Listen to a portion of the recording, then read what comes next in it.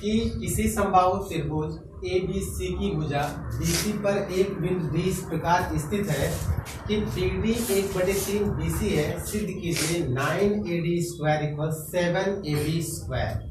तो यहाँ सबसे पहले उन्होंने दे रखा है एक समबाहु त्रिभुज और उसका नाम ABC है। तो हमने सबसे पहले एक समबाहु त्रिभुज ABC बनाया। फिर कह रहा है कि उसमें दे रखा है कि BD = 1/3 BC।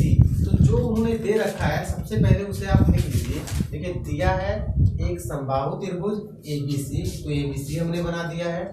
चूंकि इसमें दे रखा है अगर ये समबाहु त्रिभुज है तो इनकी जो साइड्स हैं और इनकी जो भुजाएं हैं वे परस्पर बराबर होंगी। तो इसमें क्या है कि AB भुजा इक्वल हो जाएगी AC के, मतलब ये भुजा इक्वल हो जाएगी इस भुजा के और ये इक्वल हो जाएगी इस भुजा के, यानी इसकी तीनों जो भुजाएं हैं एक दूसरे के इक्वल हो जाएंगी। और क्वेश्चन में दे रखा है कि BD = 1/3 BC होता है। तो मुझे सिद्ध क्या करना है, सिद्ध करना है कि 9AD² = 7AB²। हमें यही आंसर लेके आने हैं। फिर कह रहा है कि अभी मुझे यहाँ देख रहे हैं कि 1/3 भागे है, लेकिन अभी मुझे अगर मिड पॉइंट मिल जाता तो हम ये कह सकते थे कि BE इक्वल हो जाता है AC के। इसलिए हमने यही एक रचना किया है। क्या किया है, रचना किया है कि AE हमने लंब डाला है BC पर, यानी AE हमने लंब डाला है किस पे, BC पर डाला है। तो वही हमने यहाँ लिखा है AE लंब डाला है BC पे।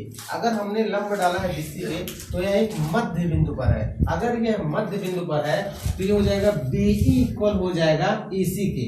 तो हमने यहाँ लिखा है BE इक्वल हो जाएगा AC के।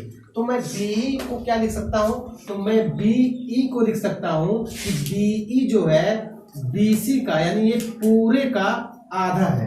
तो हम BE को लिख सकते हैं BC का आधा। अब देखिए DE मुझे अगर चाहिए, DE कैसे मिलेगा, तो देखिए DE कैसे मिलेगा, तो DE देखिए कैसे मिलेगा कि अगर BE में से BD माइनस कर दें तो मुझे DE मिलेगा। इसीलिए हमने BE में से, इसका मतलब पूरे में से BD माइनस करना है, BD माइनस करना है, तब मुझे DE मिलेगा। तो DE इक्वल B कहाँ है, यहाँ है, जो हाफ BC है। तो हमने B के स्थान पे हाफ BC लिखा है, ये माइनस है, माइनस। अब BD क्या है, तो देखिए BD दिया है 1/3 BC, तो हमने 1/3 BC लिखा है। जब इन दोनों का आप एलसीएम लेंगे तो 2 और 3 का एलसीएम 6 हो जाएगा। अब 2 से अगर आप 6 को डिवाइड करते हैं तो 2 3 6 3 बार जाएगा और 3 का मल्टीप्लाई ऊपर करेंगे 3BC हो जाएगा। ये माइनस है, माइनस 3 से 6 को डिवाइड करेंगे 2 बार जाएगा। अब 2 का मल्टीप्लाई BC में करेंगे 2BC हो जाएगा। यानी DE इक्वल हो जाएगा 3BC में से माइनस का 2BC अगर सब्ट्रैक्ट करेंगे तो बचेगा 1BC। तो 1BC या नीचे में चल रहा है, यानी हर में 6। तो एक नया समीकरण बन गया, समीकरण नंबर 6। अब देखिए जो जो आपको रिक्वायरमेंट थे, जो आपको जरूरी था, हमने इसमें निकाल रखा है। सबसे मेन पॉइंट आपका यही है। इसके बाद आगे आपको क्या करना है कि मुझे AD लाना है और मुझे AB लाना है। तो मुझे AB लाना कहीं ना कहीं इस कर्ण की आवश्यकता है। तो ये तो लंब है नहीं कि हम ट्रायंगल ये ले लें, लंब तो हमें यही मिल रहा है केवल E पे। तो इसीलिए हम ट्रायंगल क्या लेंगे, AEB, यानी AEB में पाइथागोरस थ्योरम या पाइथागोरस प्रमेय लगाने पर, जब आप पाइथागोरस प्रमेय यानी इस ट्रायंगल में आप लगाएंगे तो आपको मिलेगा क्या, कर्ण का स्क्वायर यानी AB का स्क्वायर इक्वल लंब का स्क्वायर यानी AE का स्क्वायर प्लस आधार का स्क्वायर यानी B का स्क्वायर। समीकरण नंबर 6, 5 के बाद 6। फिर अगला प्रोसेस क्या करना है कि मुझे AD चाहिए। तो AD कहाँ मिलेगा, मुझे A और D यहाँ मिलेगा। तो कहीं ना कहीं ये ट्रायंगल, इसका मतलब कहीं ना कहीं आपको इस ट्रायंगल की बात कर रही है, ये इस ट्रायंगल की। क्लियर। तो यानी मुझे इस ट्रायंगल में पाइथागोरस प्रमेय लगाना है। तो लिखेंगे AED में PGT यानी पाइथागोरस थ्योरम या पाइथागोरस प्रमेय लगाने पर, जब आप लगाएंगे तो हो जाएगा, ये इसका क्या है, कर्ण भुजा है, यानी AD का स्क्वायर हो जाएगा। ये इक्वल हो गया AE क्या है, लंब है, तो लंब का स्क्वायर हो गया, प्लस DE यानी इसका आधार है तो आधार हो गया। समीकरण नंबर 6 के बाद 7 आ गया।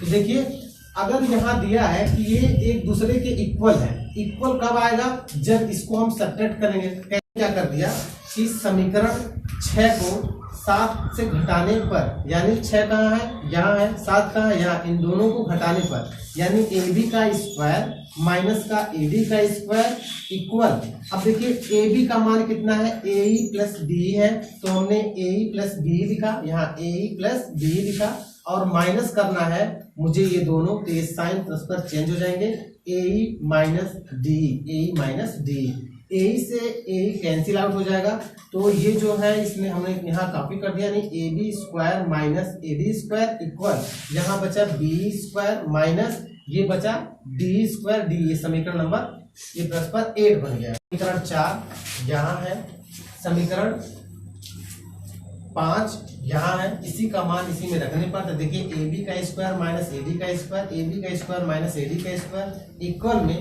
BE है, तो BE कितना दिया है, हाफ BC दिया है, तो BE के जगह पे देखिए BE के जगह पे हाफ BC स्क्वायर हो गया, माइनस है माइनस DE के जगह पे BC बटे 6 लिखेंगे, तो BC बटे 6, और इसका चल रहा था होल स्क्वायर, हमने होल स्क्वायर लिख दिया, यानी 1/2 का होल स्क्वायर 1/4 BC स्क्वायर हो जाएगा, माइनस BC स्क्वायर बटे 36 हो जाएगा। इसको हमने यहाँ सॉल्व किया है, यानी AB का स्क्वायर माइनस AD का स्क्वायर, AB का स्क्वायर माइनस AD स्क्वायर हमने यहाँ लिखा इक्वल है 9 BC स्क्वायर। कैसे आया, जब आप इन दोनों का एलसीएम लेंगे तो 36 हो जाएगा, तो हमने 36 लिखा, जब 4 से 36 को डिवाइड करेंगे 9 बार जाएगा, तो 9 ऊपर मल्टीप्लाई करें 9 BC हो जाएगा, माइनस फिर 36 से 36 को डिवाइड करेंगे तो एक बार जाएगा, एक का गुणा BC में करेंगे तो BC स्क्वायर हो जाएगा।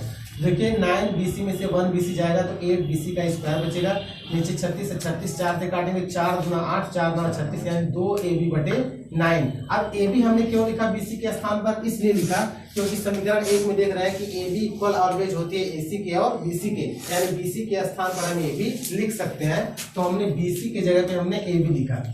AB लिखने के बाद क्या है कि यहाँ देख रहे हैं कि AB का स्क्वायर यानी ये जो है इतना बटे 1 लिख सकते हैं, और ये जो प्लस का है इधर लेके आएंगे तो माइनस का हो जाएगा, ये उधर जाएगा प्लस का हो जाएगा, इसका आप एलसीएम लेंगे तो 9 हो जाएगा, और 1 से 9 को अगर आप डिवाइड करते हैं तो प्लस पर 1 9 बार जाएगा, 9 का 9 B स्क्वायर हो जाएगा, ये माइनस है, माइनस 9 से 9 को डिवाइड करेंगे 1 बार जाएगा, और 1 का मल्टीप्लाई इसमें करेंगे तो सेम में कॉपी हो जाएगा, इक्वल AD स्क्वायर हो जाएगा। इसमें से अगर माइनस करते हैं तो 7AB स्क्वायर हो जाएगा, ये बटे 9 हो जाएगा, इक्वल AD स्क्वायर हो जाएगा, ये 9 उधर चला जाएगा तो 7AB स्क्वायर इक्वल 9AB का स्क्वायर हो जाएगा।